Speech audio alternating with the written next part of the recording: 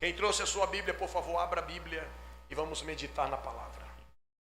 Querida igreja de Deus, nós acabamos de ler um texto sagrado no livro de Atos dos Apóstolos, capítulo de número 1, versículo 1, diz assim: fiz o primeiro tratado, ó Teófilo, acerca de tudo que Jesus começou não só a fazer, mas a ensinar.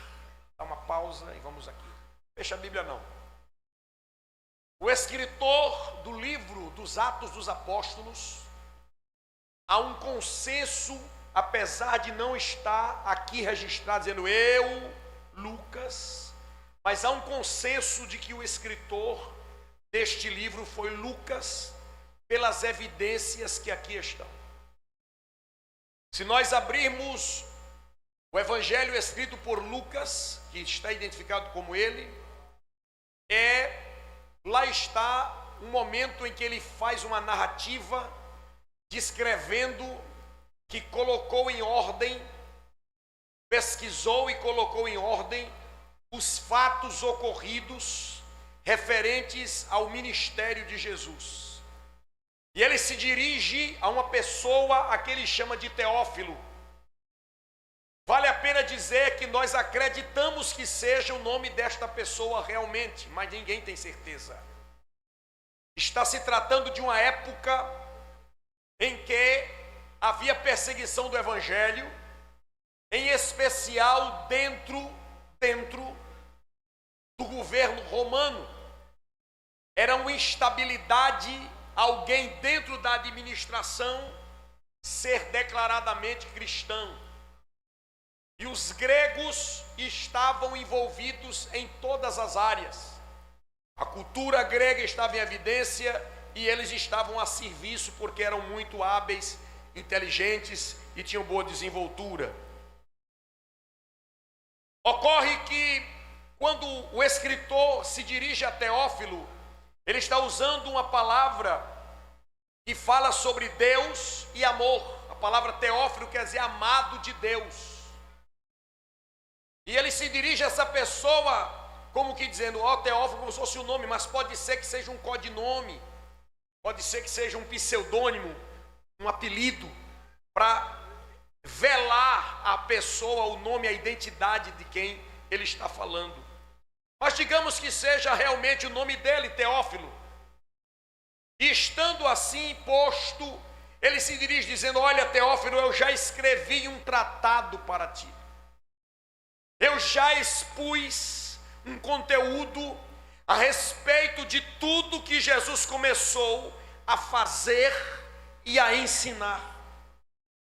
E quando ele usa essa expressão, tudo que Jesus começou a fazer como a ensinar, ele está dizendo que Jesus não parou de fazer e nem de ensinar.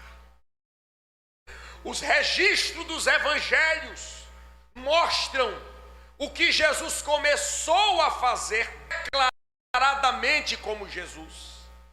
Mas Jesus ele não parou de fazer o que ele faz.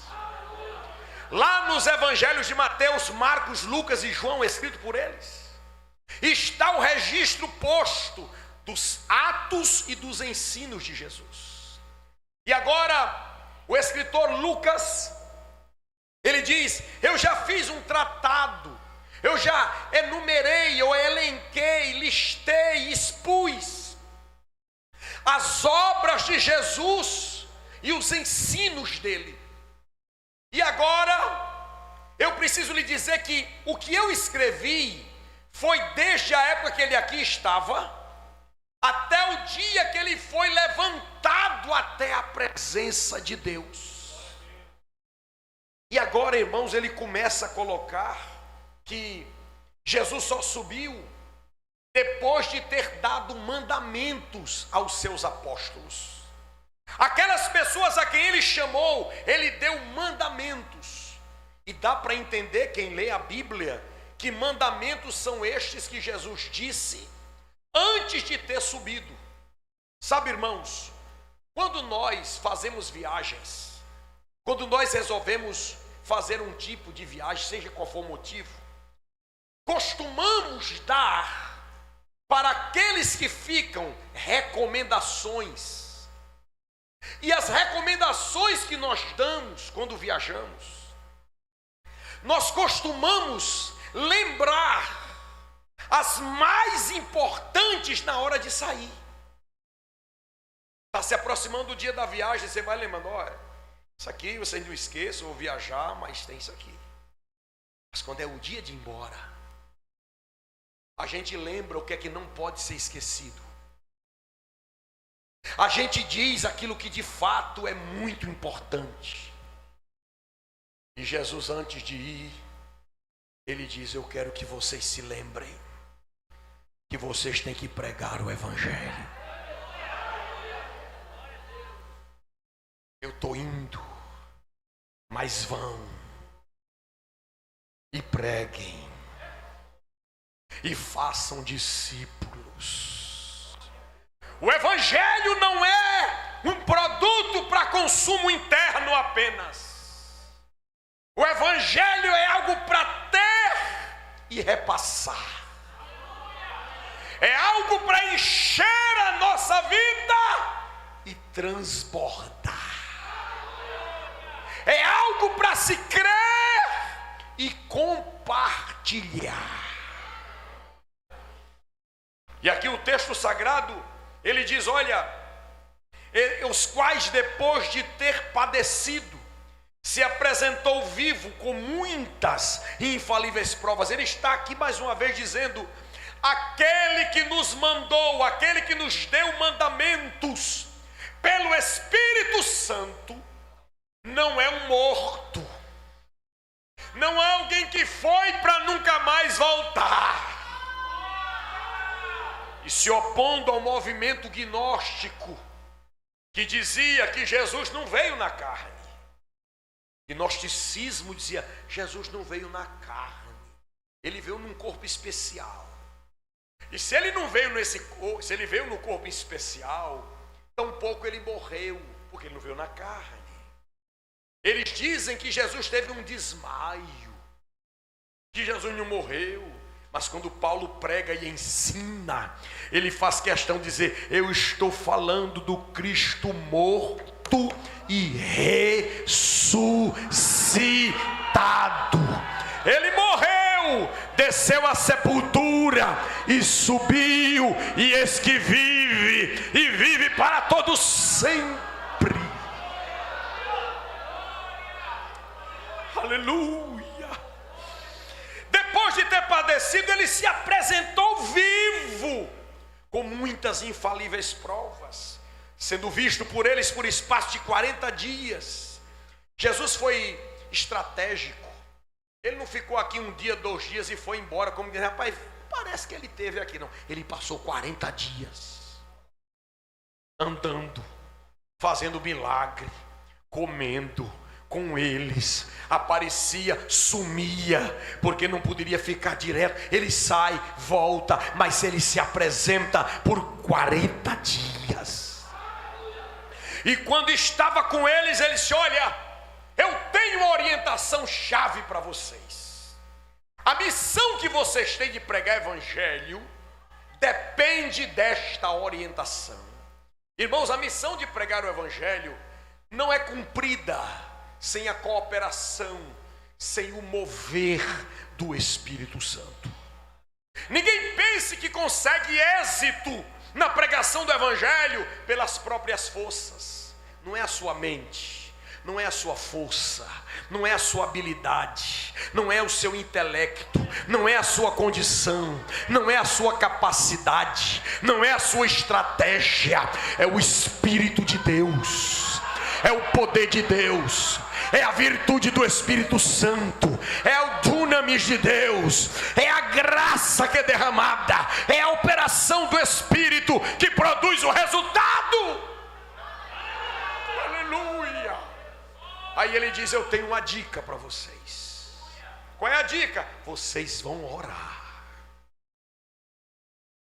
Ele usa a expressão, ficai na cidade de Jerusalém, até que do alto sejais revestidos revestidos de poder. Espera aí, pastor, não vi aí nenhuma palavra de oração. E você acha que a gente espera ser revestido de poder jogando dominó, é?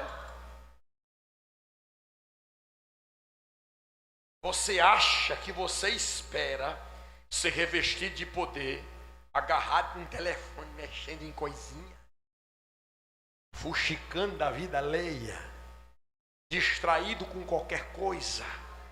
Vão para lá, a hora que ele quiser ele manda. Não é assim não. Vão esperar de forma estratégica.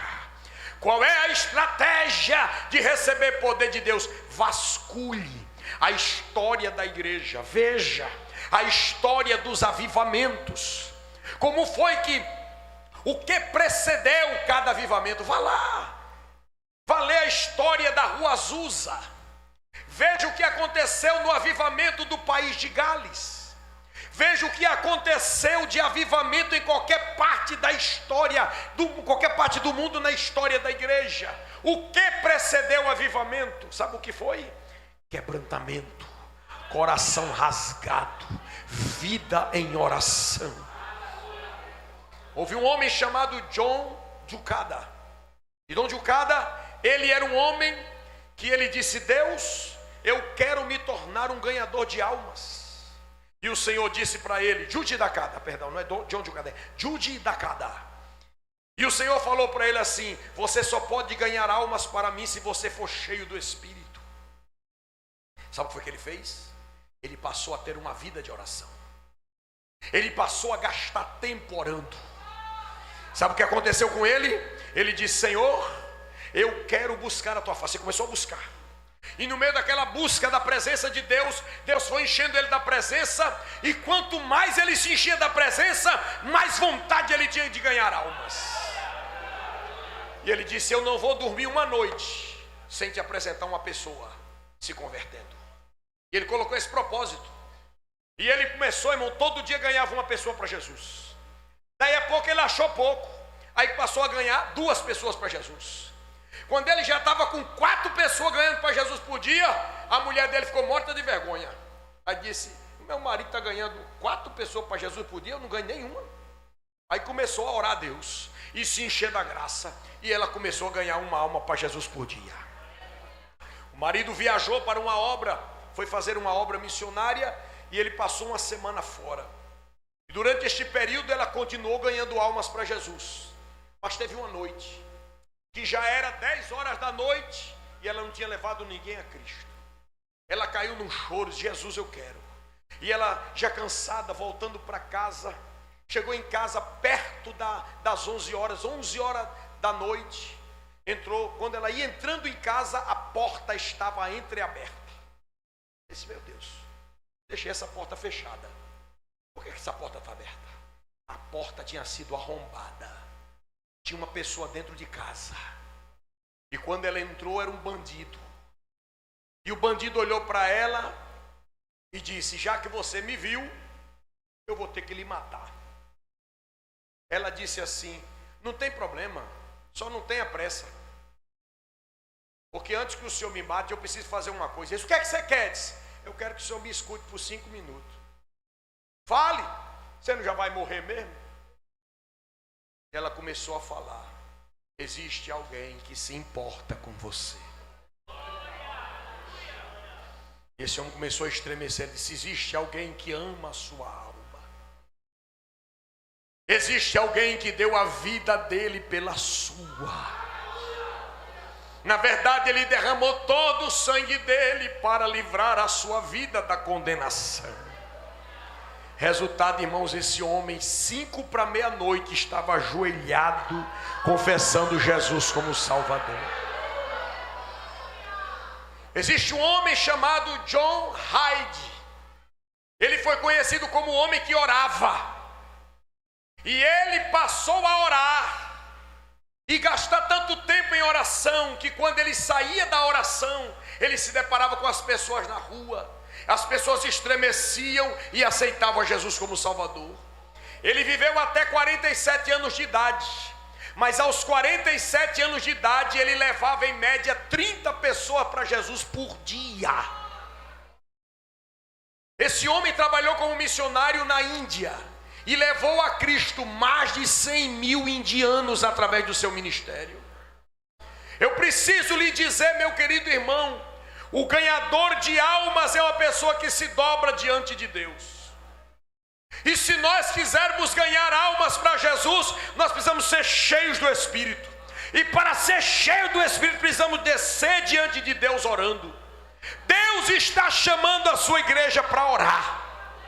Jesus disse: ficai em Jerusalém, até que do alto sejais revestidos de poder. Eles foram para lá. Passaram 10 dias orando. E o que foi que aconteceu? Veio sobre eles o Espírito, o derramamento do Espírito de Deus.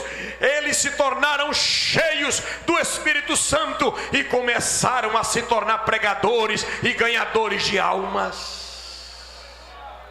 Aleluia, glória a Deus.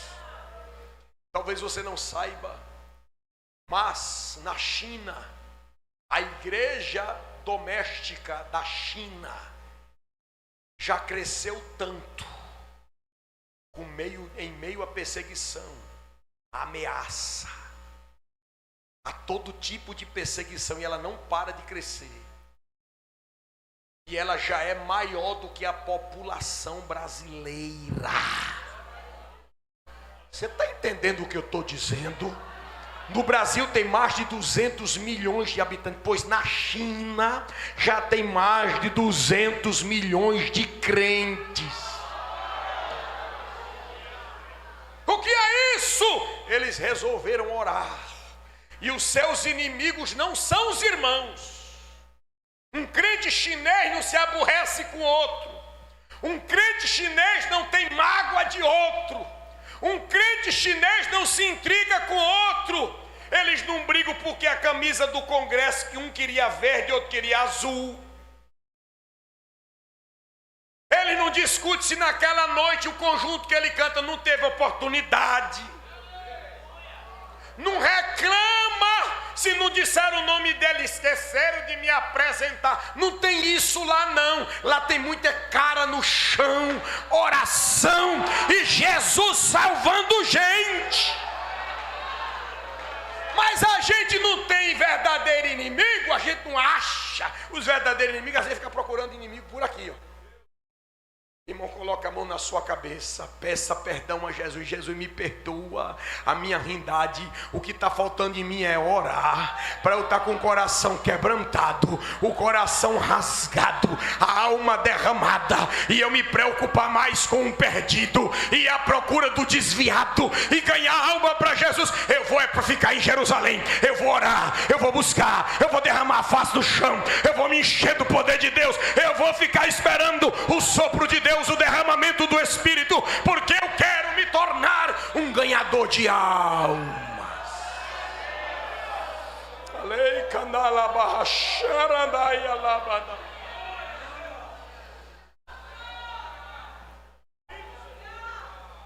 Aí quando Jesus falou, vocês olhem, vocês receberam a promessa, vocês fiquem em Jerusalém, porque vocês vão ser batizados com o Espírito Santo. Você sabe foi que os irmãos começaram a pensar? Os bichinhos já estavam meio na carne. Quem, pastor? Os discípulos. Pastor, não diga isso. Era. Quando Jesus falou assim, vocês não muito depois desses dias serão batizados com o Espírito Santo. Sabe o que eles pensaram? Eles pensaram não como crentes. Eles não pensaram como igreja. Eles pensaram como judeus. Na verdade, mais ainda como galileus. Por quê, pastor? Eles disseram assim, Senhor, esse negócio que o Senhor está dizendo aí que a gente vai ser, porque quando Jesus falou, vocês serão batizados com o Espírito Santo, ele quis dizer o seguinte, vocês serão mergulhados no Espírito. E eles entenderam que o Espírito de Deus é algo poderoso. Eles entenderam. Só que na hora que eles entenderam isso, eles pensaram em aplicar de forma errada. Eles disseram assim, Senhor, será neste tempo que tu restaurarás o reino a Israel? Eles pensaram politicamente. Eles pensaram do ponto de vista militar. Porque a visão do povo judeu de reino de Deus é militarista, material e terreno. Até Jesus voltar, até Jesus vir à terra, quando se falava de reino de Deus, eles só pensavam em Israel liberto da opressão. Olha, Israel sempre foi um país pequeno, e eles tinham o espírito de grandeza, mas a história deles é subjugados à Babilônia, depois subjugado a Egito, antes disso, Egito, Babilônia, Pérsia, Grécia, Roma. Agora, eles estavam de mente cheia já. Eles estavam dizendo assim: rapaz, a gente não aguenta mais não. Aí já que a gente recebeu a promessa que agora quem vai agir aqui é quem? O Espírito Santo. Agora a gente vai ser liberto dessa raça de gente. Aí Jesus falou assim: não confunda as coisas não. Para esse tipo de coisa Deus tem um tempo determinado. O que eu estou falando com vocês aqui é outro negócio. O que é? Vocês receberão a virtude do Espírito Santo e ser-me-eis testemunhas. Oh, coisa linda! Como é que é? Eu vou ler o versículo. Olha. E recebereis a virtude do Espírito Santo que há de vir sobre vós, e ser-me-eis testemunhas tanto em Jerusalém como em toda a Judeia e Samaria e até os confins da terra. Vocês vão receber poder para serem minhas testemunhas. Não te preocupa com a restauração política de Israel agora. Repita a palavra testemunha. Vai de conta que você não disse nada, agora fale com força. Esta palavra testemunha aqui no texto original em grego é uma palavra chamada martus. A palavra martus é a mesma que dá origem à palavra mártir. Sabe o que é um mártir, não sabe? Aquele que morre por uma causa. Entende? Pois a palavra martus significa uma testemunha que fala do que viu ou do que sabe, e mesmo sobre ou sob ameaça de morte, não para de afirmar o que sabe. Eu vou repetir. Martus é um tipo de testemunha que fala do que viu, do que sabe, e que mesmo sob ameaça de morte, não deixa de testemunhar. Como é que é isso, pastor? Se lembra do irmão Pedro? A mulher disse: você estava com ele. Eu não estava nada. Mas você andava com ele? Nunca nem vi. Ah, mas peraí, a sua conversa aí é do povo de lá. O de assunto, minha senhora. Irmão, a mulher nem ameaçou na bala, nem ameaçou. Mas depois que veio a virtude do Espírito, e foram vistas línguas repartidas como que de fogo, e veio como um som de um vento veemente, impetuoso, que encheu toda a casa em que estavam assentados, e foram vistos falar em línguas estranhas, conforme o Espírito Santo lhes concedia que falassem. Este homem se levanta, prega e prega mais, e prega ainda mais, e depois ainda dizem para ele assim: cala a boca. Não posso, eu tenho que obedecer a ele, mais importa obedecer a Deus do que os homens. Nós vamos bater em você, pode começar a bater. Nós vamos lhe açoitar, pode açoitar. Nós vamos lhe crucificar, crucifique de cabeça para baixo, mas eu vou continuar pregando. Crente cheio do Espírito, nem as portas do inferno prevalecem contra ele.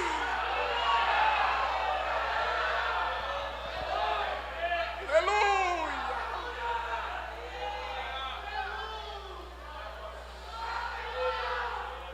Quando Jesus disse: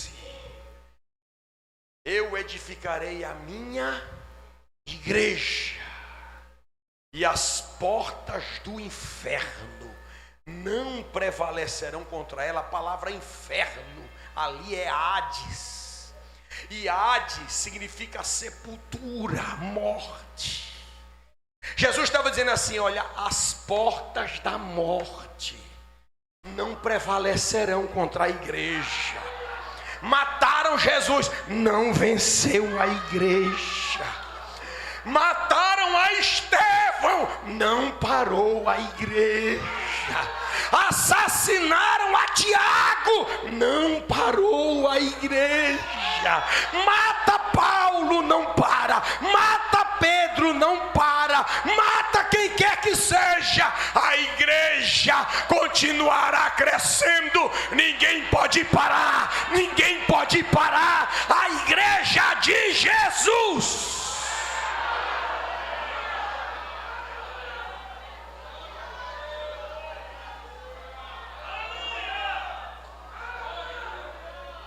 Mas não é ter nome de igreja, é ser igreja.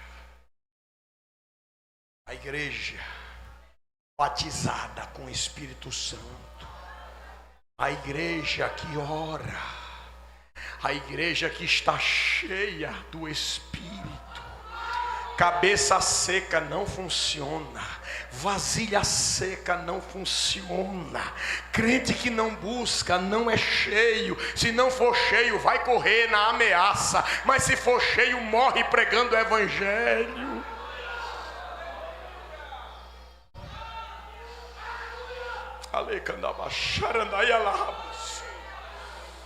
Eles se reuniram e está dizendo: e todos estes perseveravam unanimemente. Diga assim: unanimemente, em oração.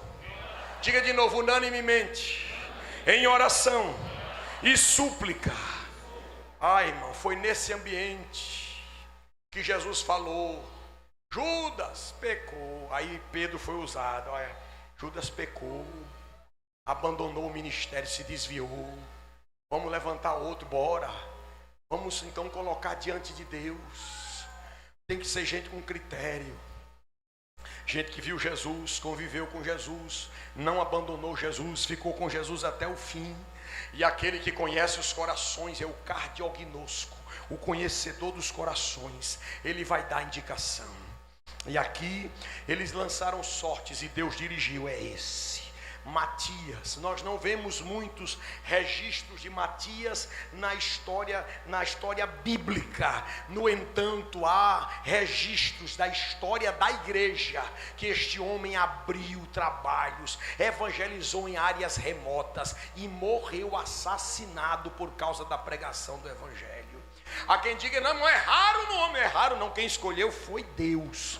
Matias deu fruto. Ele não apareceu nas páginas da Bíblia, mas eu posso lhe dizer também que você também não está nas páginas da Bíblia, mas você pode produzir fruto. E que neste ano de 2024 você seja instrumento de Deus para produzir fruto. Seu nome não vai estar na página da Bíblia, mas já está escrito no livro da vida do Cordeiro, e vai produzir frutos nesta cidade. E onde quer que Deus lhe mandar, Deus vai lhe encher do poder, mas para isso é necessário orar. Deus vai lhe encher do Espírito, mas é necessário dobrar o joelho. Deus vai lhe encher de poder, de virtude, de graça, de unção. O óleo de Deus vai descer na sua cabeça.